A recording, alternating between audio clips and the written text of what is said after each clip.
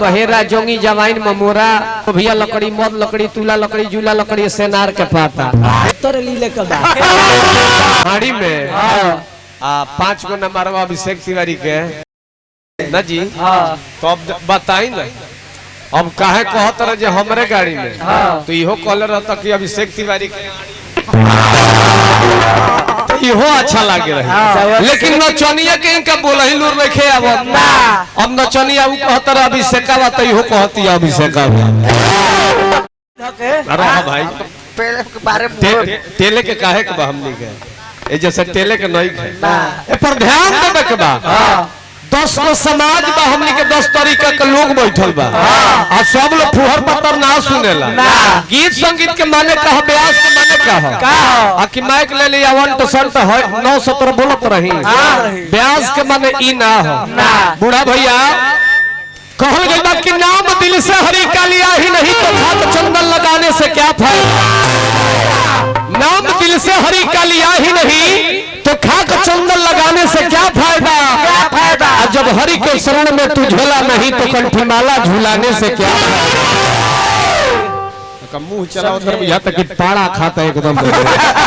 यार 73 दिन से कुछ भेटाइले रवा जितना फुहर रहुआ बोलत न उतना रहु समाजी बोलत रे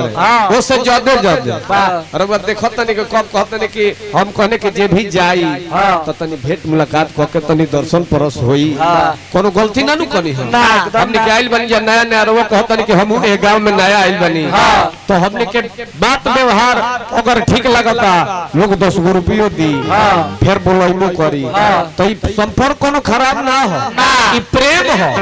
कहीं ना कहीं ए गांव से हमनी के प्रेम बात तबे हम कहनी है तो कहत रहे अजे एजा मिलबो कि होइजा मिलबो अब देखी आ कबो बिचली अंगुरिया निकाल देता गावत तो कम बड़े मौगाई एकदम ज्यादा करत सारा वन से इनकर मन मौगाई के बा एक पप्पू भैया सही कहल बा कि जे झूठ से झगड़ा कइले बा तो झगड़ा मरा के का होई आज जो जरिया के दुश्मनी सधले बा तो यार बना के का होई पप्पू भैया जे लइकाइए के मौग होके ओकरा के हथियार धरा के हथियार में से खेल ले लइका के बात पर देखिन हमर दिमाग जर जला हमरा लइका के जे बोलेला कितना मेहनत से को लइका आई लइका ए महाराज हमने के मेहनत से आई इनका भाड़ा भोखला से आई पंच समाज के भाड़ा ना भोखला रहते लइक वंश के मुंह ना देखते अब जाने कि तो हमारा लइका के तो बड़ा कुली कहले हैं और सही एक दिन प्रोग्राम ना रहे अब बूढ़ा भैया सुत गए अपना घरे लड़कों के बगल में सुता लिहले मौगियो सुत गई पप्पू भैया ये हकीकत बात बताओ तनी हम कैसे जाननी उहे कहलर लहे राम दरस जी से तो राम दरस जी हमरा से बतावले इनकरा पेट में पहुंचे ना अब जाने कि मर्द मेहरारू रहल 11 रात बज गई 11 रात बज गई साउंड वाला भाई साहबुद्दीन मास्टर साहब मौगी के धीरे से खोदल है अब हेने आओ अब मौगी अइलस मौगी कहलस के का मालगाड़ी चलावत तनी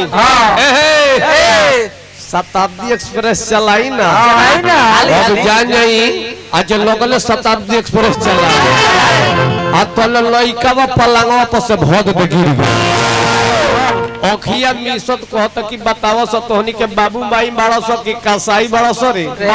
तोहनी के मालगाड़ी चलाव स अच्छा है शताब्दी एक्सप्रेस चलाव स कम से कम सवरिया तो मत गिराव स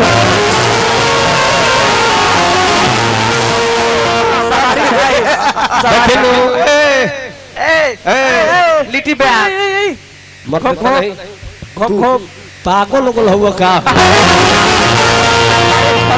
साले काहे बुझाता रे गाना बजाला तो कुछ हइए लइके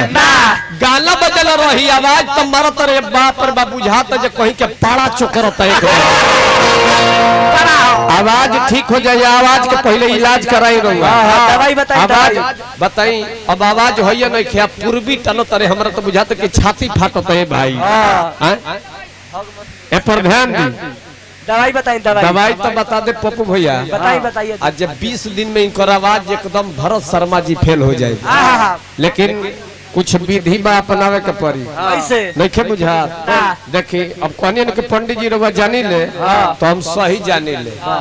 आवाज ठीक हो जाइए सबके ना बतैले देखो तनी कि अपन भाई आदमी होंगे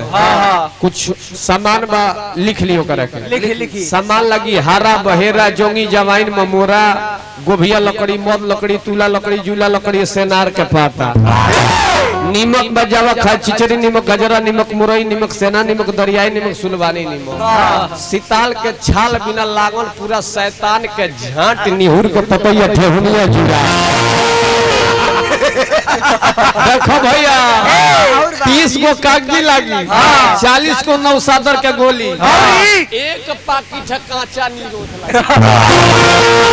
बाजू का होई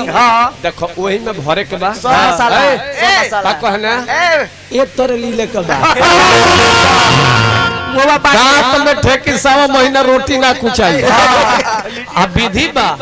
अतवार मंगर के बसिया मुहे सुना बसिया मुहे